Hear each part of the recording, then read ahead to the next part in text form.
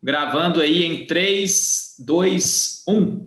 Vamos lá, sejam bem-vindos então para mais uma aula de geografia, né? A gente vai dar sequência aí ao conteúdo. Primeira perguntinha básica, né?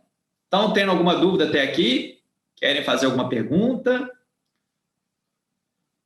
Tá tranquilo até aqui? Vocês estão conseguindo pegar bem o conteúdo, pessoal? E aí? Tá claro até aqui? E aí?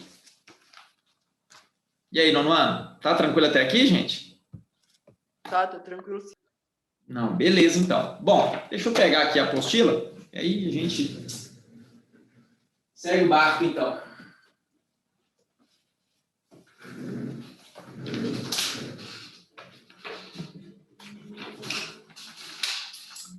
Bom, pessoal, na última aula a gente falou, então, né, a gente estava falando a respeito aí do continente europeu, né? Falamos já sobre a questão do clima, falamos aí sobre a questão aí das vegetações, falamos sobre a hidrografia, e agora a gente começa a falar um pouco mais sobre a estrutura geológica, né? Falamos aí também a respeito do relevo, falamos aí sobre vegetação, enfim. O capítulo 3 do módulo 2. Tem alguma dúvida em relação a tudo que a gente trabalhou até aqui? E aí? Tá tranquilo até aí? Sim ou não? Tá tranquilo até aí, turma? Tá sim. Beleza. Bom, e aí a gente começou a falar, né, no capítulo 4, sobre o processo de ocupação e configuração populacional do continente, tá? Então, vocês podem abrir a apostila a partir da página 66, tá? Então, na última aula, a gente começou a falar aí sobre, né, esse processo histórico de povoamento da Europa. Vimos aí, né, que historicamente a Europa ela teve um processo de povoamento antigo, né? Não é à toa que ela é chamada aí do Velho Continente, e tecnicamente dois grupos foram fundamentais, né, para esse processo de identidade cultural europeia, né, que foi justamente os povos latinos e os povos germânicos. Vocês estão lembrados dessa parte que a gente trabalhou aí na última aula? Tá tranquilo até aí? Sim ou não? Sim, Tá tranquilo tô até aí, tranquilo. turma? Então, beleza. Então, abra a apostila, por gentileza, na página 72, que a gente vai dar sequência, então, a essa parte populacional do continente europeu. Bom? Bom, então, na última aula, a gente viu que, do ponto de vista demográfico e etário, tá? A Europa é um continente genuinamente idoso, né? O que isso significa, Tiago? Significa que grande parte dos países europeus, né, apresenta um aumento exponencial da sua população idosa em relação ao número de população jovem, né? Então, a gente viu que essa classificação de população jovem, adulta e idosa, né, vai ter uma diferença em relação às faixas etárias. Então, por exemplo, população jovem pega justamente aquela faixa etária do 0 aos 15 anos, né? População adulta dos 15 aos 65 e população idosa acima de 65. Ô, Tiago, Então, pelo fato do continente europeu... você tem que página para mim, Oi, por pois favor? não. 72, página 72, tá? Obrigado. Então, né, a gente viu aí que a Itália, grande parte dos seus países, né, principalmente das grandes potências europeias, ela vai apresentar, então, esse cenário, né? Uma diminuição da população jovem e um número superior de população adulta e idosa. Então, só para vocês terem uma ideia, Pedro, Maria Eduarda, Ana Luísa, Bernardo, Otávio e os demais presentes, países como Alemanha, Inglaterra, Dinamarca, Islândia, Suíça, né, Noruega, Portugal, Itália, França, todos esses países, eles têm hoje um aumento muito grande da sua população adulta e idosa em relação à população jovem. E o que justifica isso? O que faz com que grande parte desses países europeus tenha um número baixo de população jovem? O que vocês acham que pode justificar isso? O que vocês acham que justifica isso, pessoal? E aí? O que vocês acham que explica isso? Pode falar. Pode ser por causa da baixa natalidade, né? Os pais não querem, não tem muito dinheiro para gastar com educação, por causa do trabalho, às vezes não tem tempo para ficar com os filhos, aí eles optam por não ter mais filhos, ter só alguns, ter poucos, né? Entendi. Ô Pedro, o meu áudio aí para você está saindo limpo ou ele está tendo interferência? Não, tá limpo. Limpo? Não, beleza. O seu áudio ele deu uma travada aqui, mas eu consegui entender sua resposta, tá, Pedro? Ô Pedro, só me permite fazer a seguinte correção na sua resposta, que é o seguinte: no caso, de fato, as taxas de natalidade e fecundidade nesses países europeus, eles vêm diminuindo ao longo dos últimos anos, tá, Pedro? O que demanda, sim, mais investimentos na população idosa. Então, por que isso vai acontecer? Deixa eu compartilhar com vocês aqui, ó, uma tela em branco. Deixa eu compartilhar com vocês aqui, ó. Vamos lá.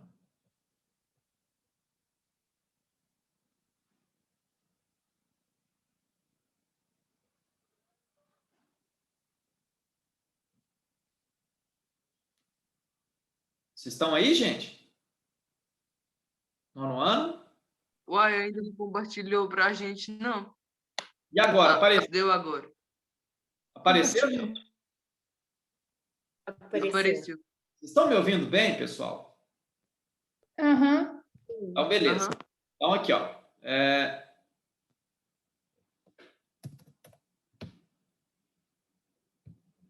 Gente, vocês estão me ouvindo? Uhum. Estamos te ouvindo. Uhum. Então, aqui, ó.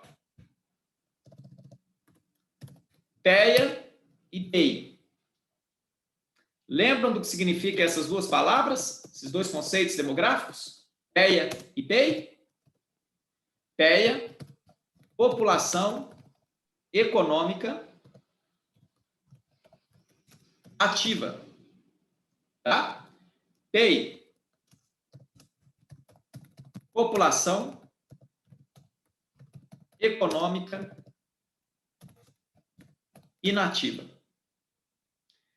O que vocês entendem por uma população economicamente ativa e uma população econômica inativa? O que vocês entendem por isso? Ativa é que ainda está trabalhando? Perfeito. É isso mesmo, Júlia. E no caso a inativa, Júlia? Aqui não está. Aqui não está. Perfeito. Vamos, então, complementar a sua resposta, Júlia. É Júlia ou Júlia? Como que vai pronunciar seu nome aí? Júlia. Júlia, de italiano, certo? Aham. Então, maravilha, Júlia. E aí, daqui a pouquinho nós vamos chegar na Itália. Você tem descendência italiana, Júlia? Não. Não tem? Né? Só o nome mesmo que é da Itália, certo? É isso mesmo? É. Não, maravilha. Alguém aí é descendente de italiano? Tem alguém aí que é descendente de italiano? Não? Não. Eu tenho descendência italiana, tá, gente? Os meus bisavós paternos, eles vieram fugidos da Itália durante a Primeira Guerra Mundial. Inclusive, eu estou vendo aí na página 73 que tem justamente a região de onde eles vieram. Bacana aí. Então, daqui a pouquinho nós vamos falar aí. Então, ó, população econômica ativa e população econômica inativa. Como a Júlia bem disse, pessoal, integra a população economicamente ativa, tá? Aquela população compreendida entre a população jovem e adulta que exercem uma atividade remunerada.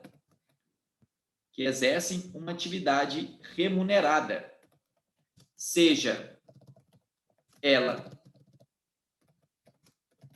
formal ou não. É tido também como PEA aqueles indivíduos que encontram-se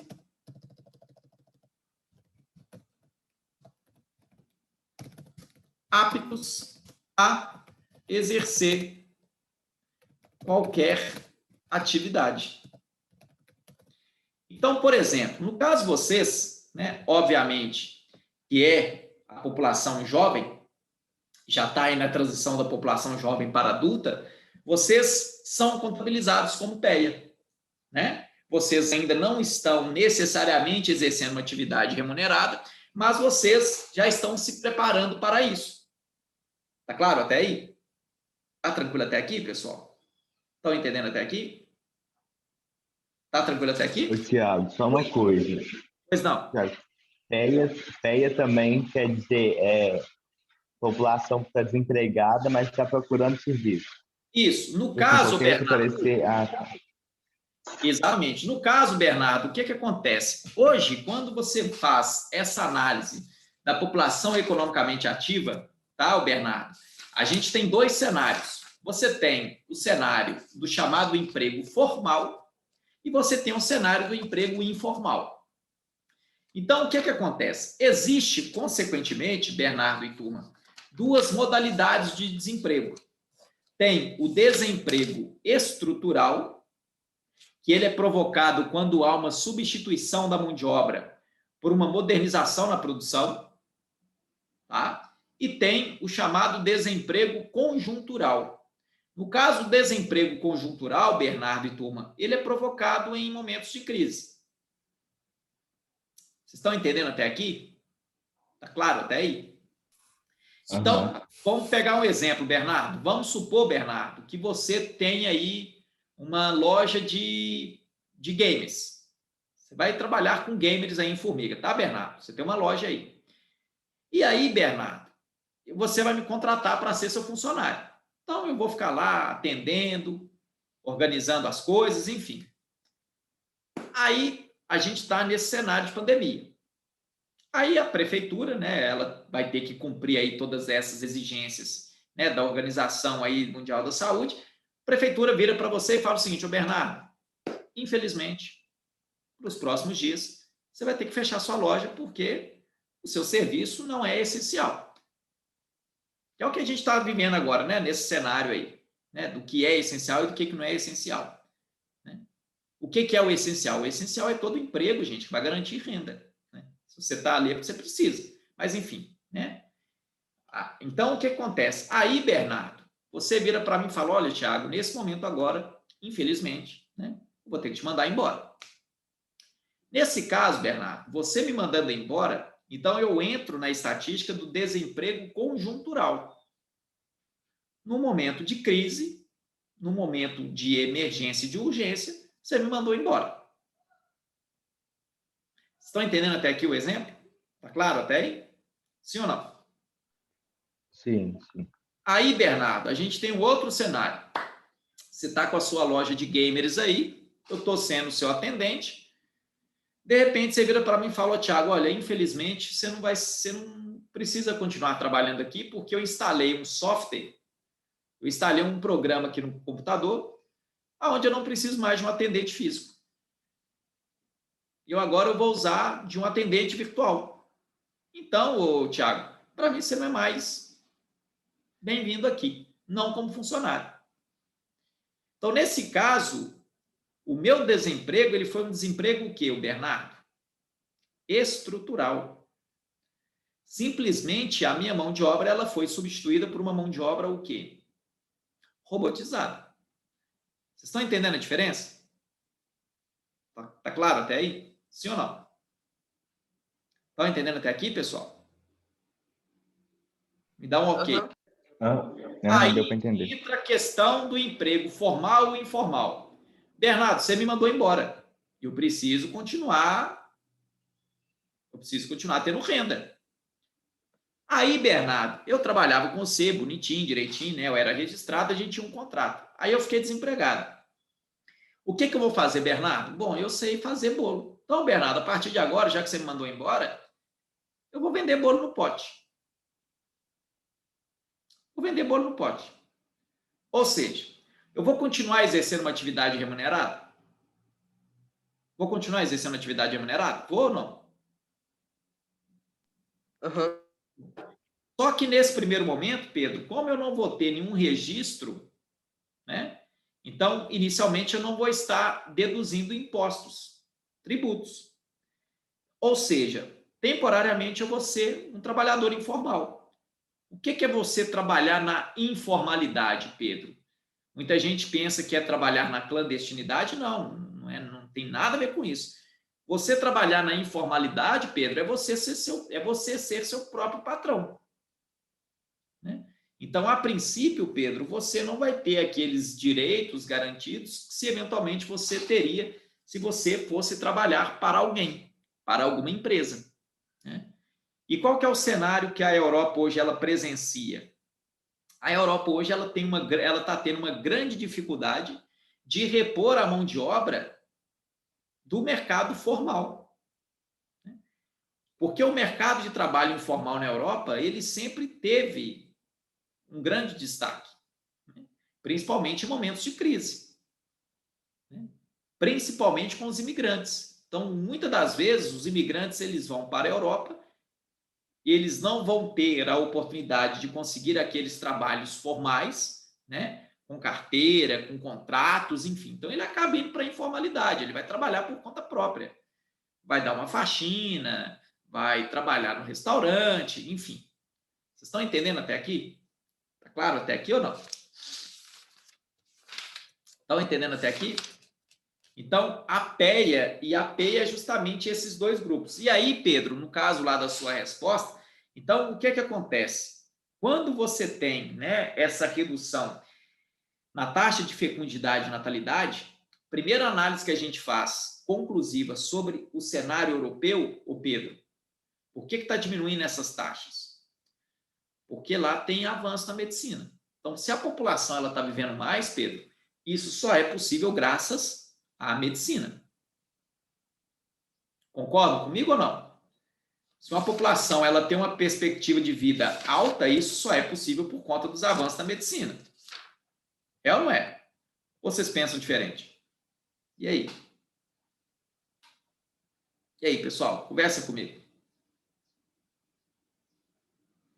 E aí, turma? Qual que foi a pergunta mesmo? Ô, Bernardo, Qual que foi a quando pergunta? um país, uma região, ele tem uma projeção, uma perspectiva de aumento na expectativa de vida da população, o que você acha que provoca isso? Qual que é a principal causa disso?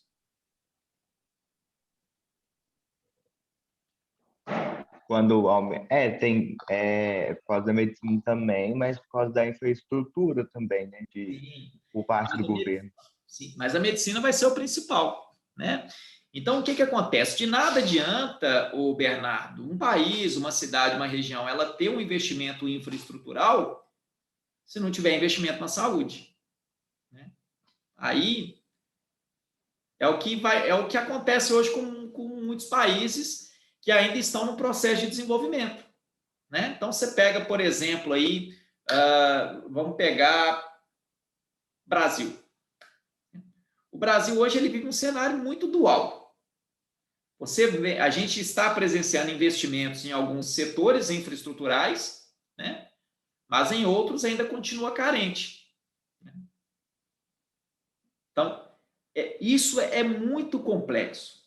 Aqui a gente está trabalhando a Europa, então quando você faz uma análise da Europa ocidental para a Europa oriental, historicamente a Europa ocidental ela sempre se mostrou mais desenvolvida economicamente.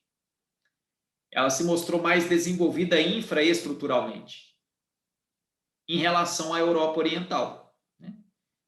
Então, no caso, isso também se dá por conta de vários momentos em que houve essas guerras, essas divergências ideológicas, essas separações, né?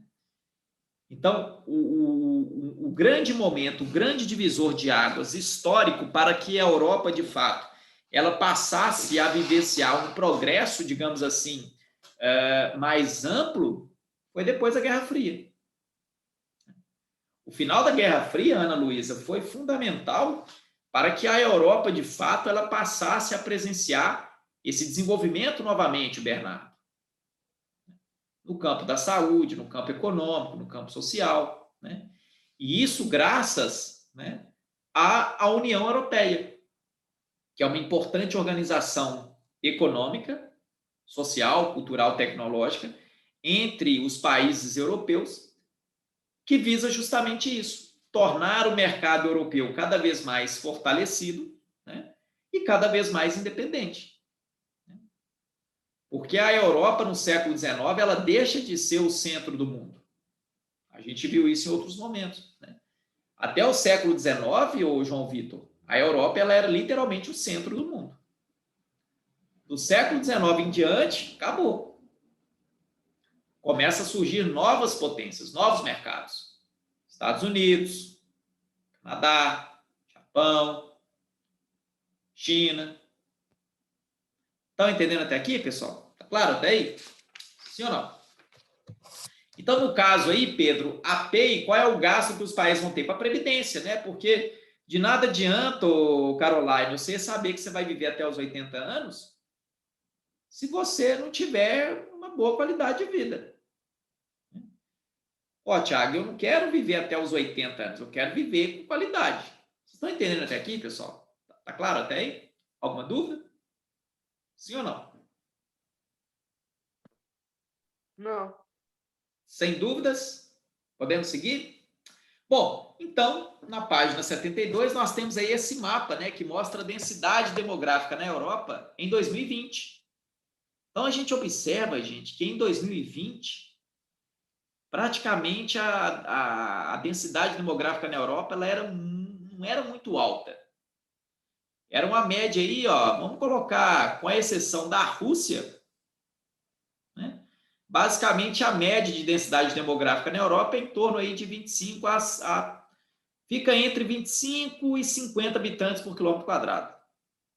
Ou seja, não é muito denso, não é muito, a densidade demográfica na Europa não é muito alta, né?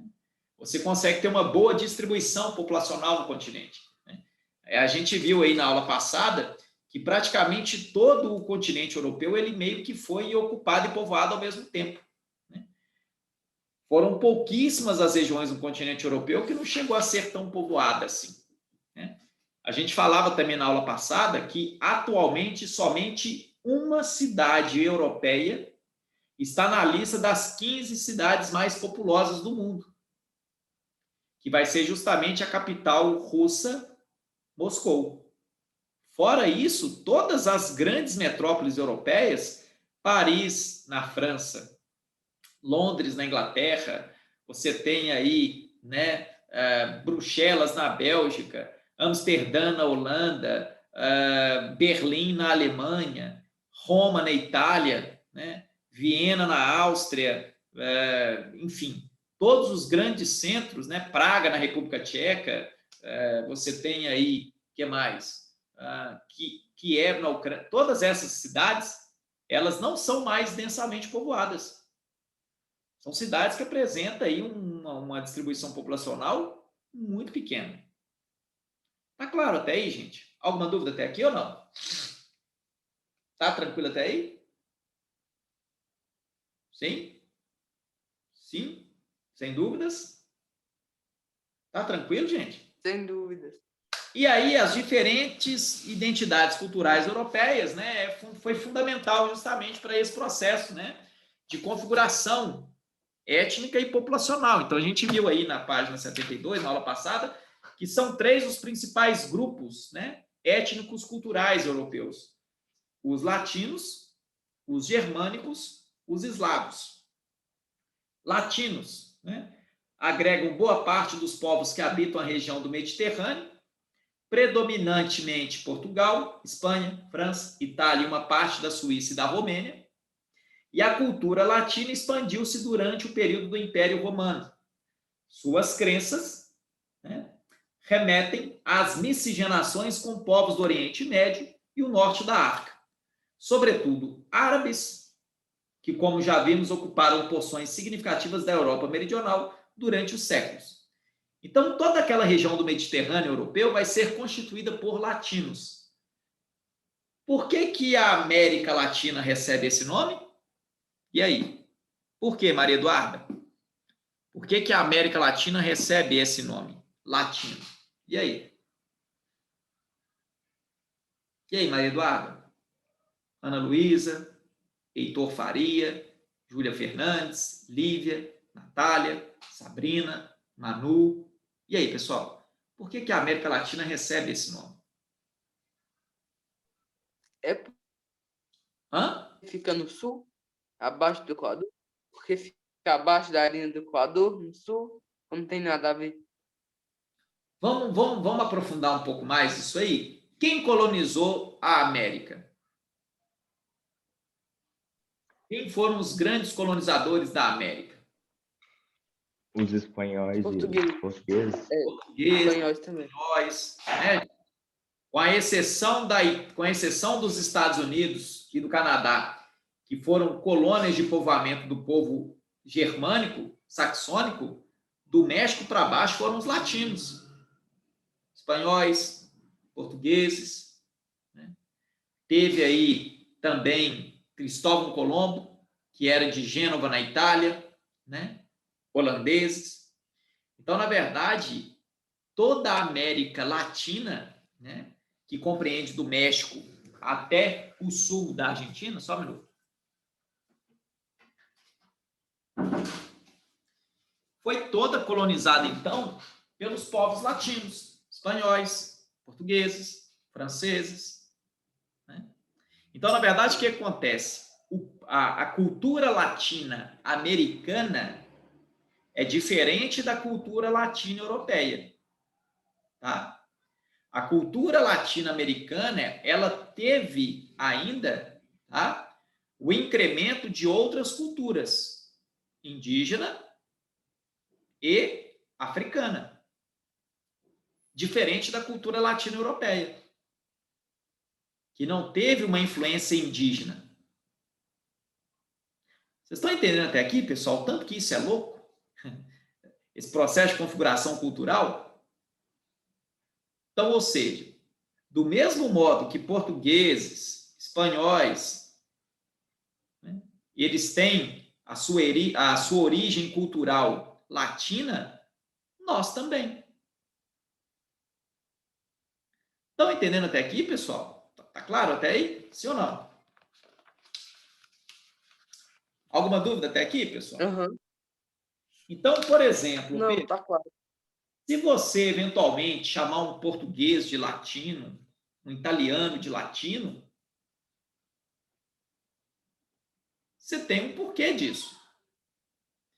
Então, culturalmente, etnicamente, tá? O povo europeu, ele tem 3 matrizes culturais, étnicas. Do mesmo modo que na América a gente tem essas matrizes, na Europa também. Então, quais são essas matrizes étnicas culturais europeias? Os eslavos, que predominam em todo o leste europeu, que tem aí os vikings, né? Que tem uma cultura mais ortodoxa, né? Você tem aí que tem uma aparência mais similar com os germânicos, os próprios germânicos, né? Que tem aí também essa localização mais para a Europa Ocidental, britânica, também aí, né? Essa forte identidade com os vikings, né? E os latinos, que pega mais, né, essa parte aí do Mediterrâneo. Então, você tem toda essa cultura, toda essa variedade cultural europeia, fez e faz com que o continente, de fato, se torne muito dinâmico, né? E aí, na página 73, ele fala o seguinte, ó. Última flor do Lácio.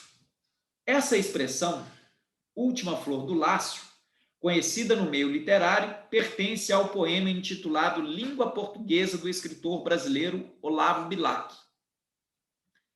Tal menção refere-se à última língua neolatina surgida no Lácio, região da Itália Central, onde se falava o latim, mais especificamente o latim vulgar, no período do Império Romano. Ou seja, surgia aí a língua portuguesa. Após as invasões, com as influências e modificações do latim, muitas línguas e vários dialetos surgiram. Nesse período, o latim apresentava 2 aspectos distintos, o clássico e o vulgar. As línguas neolatinas surgiram a partir do segundo aspecto, o vulgar, pois era falada pelas classes mais pobres e pouco ou nada escolarizadas. além de ser a língua falada pelos povos dominados pelo Império Romano. As línguas neolatinas que derivam do latim são espanhol, italiano, francês, romeno, catalão, galego, provençal e, por último, português.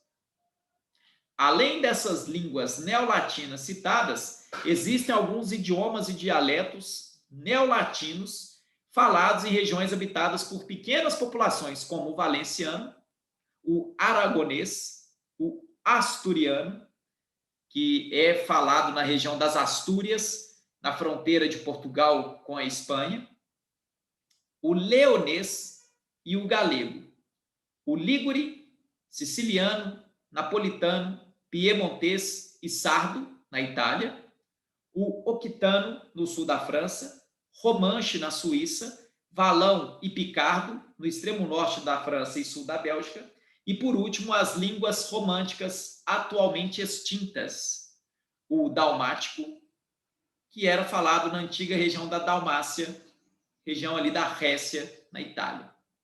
Então, olha para vocês verem que loucura tudo isso, gente. Olha que complexidade tudo isso. Por que a Europa, então, tem toda essa importância cultural e histórica mundial? É o berço da civilização.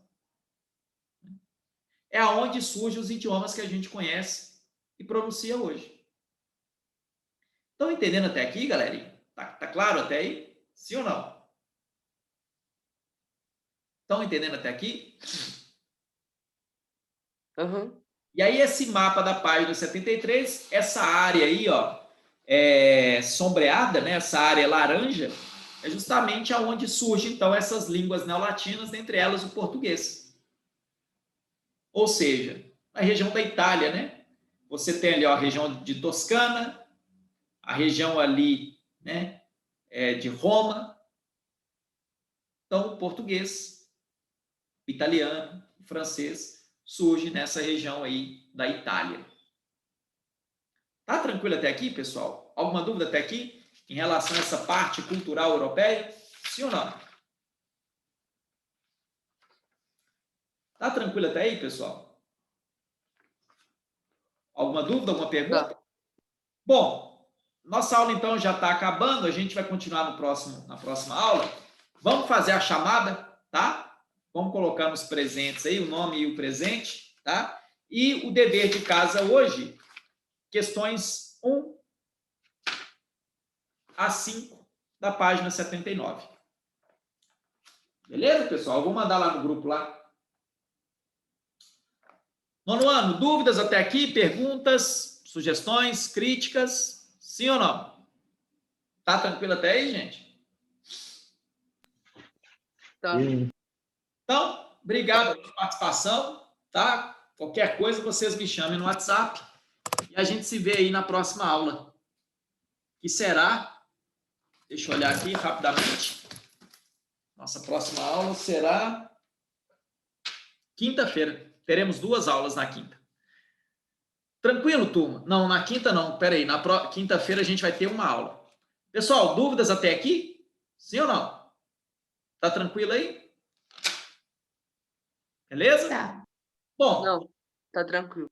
então a gente encerra por aqui e nos vemos na próxima aula. Beijo para vocês, se cuidem e até a próxima. Tchau. Tchau. Tchau.